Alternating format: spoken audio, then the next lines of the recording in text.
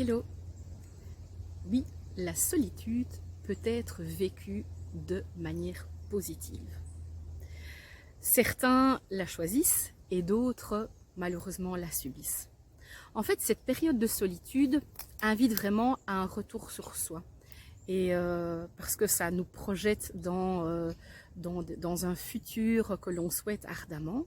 Certaines personnes aussi en profitent pour mieux se connaître en faisant par exemple du développement personnel. Et en fait, ce retour sur soi peut être si profond qu'en fait, on en vient à oublier en fait les autres. On a tendance à s'éloigner et on a tendance à ne prendre en considération que nos propres préférences. Alors bien sûr, il y a une origine à ça, c'est que parfois on n'est pas entendu, on n'est pas reconnu, on n'est pas écouté par les autres. Et cette tendance en fait à s'auto-centrer peut au départ permettre de se rassurer. Et en fait, au final, ça cache aussi un très grand manque de confiance en soi. Donc l'idéal, ce serait vraiment de travailler sa confiance en soi, l'estime de soi et aussi l'apprentissage de la patience. Quelles sont les causes? Qu'est-ce qui fait qu'on est autocentré? En fait, bien souvent, on remarque qu'il y a une estime de soi défaillante. Et aussi, il y a probablement une blessure d'abandon, le manque d'amour ou des comportements affectifs défaillants durant l'enfance. En fait, là se trouve un besoin grégaire qui est le regard de l'autre. Quelqu'un qui est tout seul, eh bien, n'existe pas, simplement.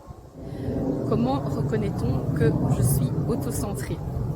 Eh bien, bien souvent, ces personnes-là monopolisent la parole. Et voilà, elles occupent beaucoup de place et elles n'écoutent pas vraiment leur interlocuteur. Ensuite, ce sont des personnes qui ne donnent pas, c'est-à-dire que les efforts sont vraiment à sens unique, je dirais. Ensuite, il y a clairement un manque d'empathie et de considération pour l'autre. Souvent, ce sont des personnes qui n'en font qu'à leur tête. Elles ont envie que ça marche comme elles ont décidé. Et donc, ce sont en général des personnes qui sont assez contrôlantes. Elles veulent tout gérer comme elles l'ont décidé. Et bien souvent aussi, on remarque qu'il y a très peu de remise en question des personnes qui sont autocentrées ou égocentriques. Mais que faire pour en sortir maintenant? Alors, si tu te rends compte que tu as ce genre de comportement, eh bien, dans un premier temps, apprends à écouter les autres. Apprends à les écouter sincèrement. Ne parle pas. Ouvre grand tes oreilles et écoute ce qu'il se passe. Écoute ce qu'il se dit.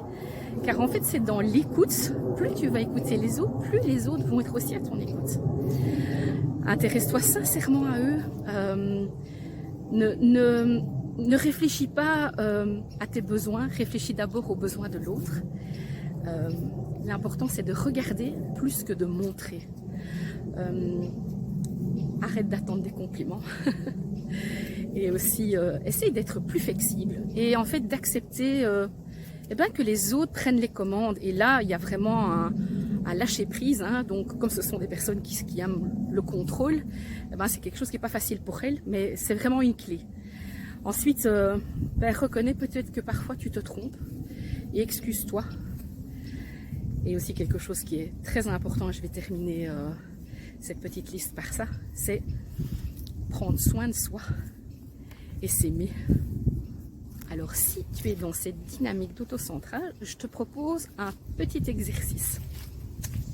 Je te propose un exercice qui va t'inviter à changer tes habitudes et à t'ouvrir aux autres, aux besoins et aux sentiments des autres. Alors, cet exercice, c'est le suivant. Eh bien, lors de ta prochaine rencontre ou du prochain repas ou de la prochaine personne en fait que tu rencontres, je t'invite vraiment à ne pas parler de toi, mais à écouter l'autre, mais à l'écouter vraiment de manière authentique, sincère. Voilà, à écouter plus en fait. Et avec ton cœur grand ouvert. Ne parle pas uniquement si on te pose des questions, tu vois, et si on te demande ton avis. Intéresse-toi vraiment, sois curieux en fait. Et tu verras, en adoptant en fait cette attitude, tu vas en fait te reconnecter aux autres et les autres vont venir de manière plus fluide vers toi. Et voilà, ça va vraiment indiquer que tu es ouvert aussi à accueillir peut-être de nouvelles amitiés ou à reconnecter avec des gens que tu as peut-être perdu de vue, peut-être à trouver un nouvel amour. En tout cas, c'est ce que je te souhaite. Voilà, je te laisse ici. N'hésite pas à partager, à liker ou à mettre un commentaire sous cette vidéo si ça te parle. Et puis je te retrouve très vite dans une toute prochaine vidéo. En attendant, prends bien soin de toi. Ciao!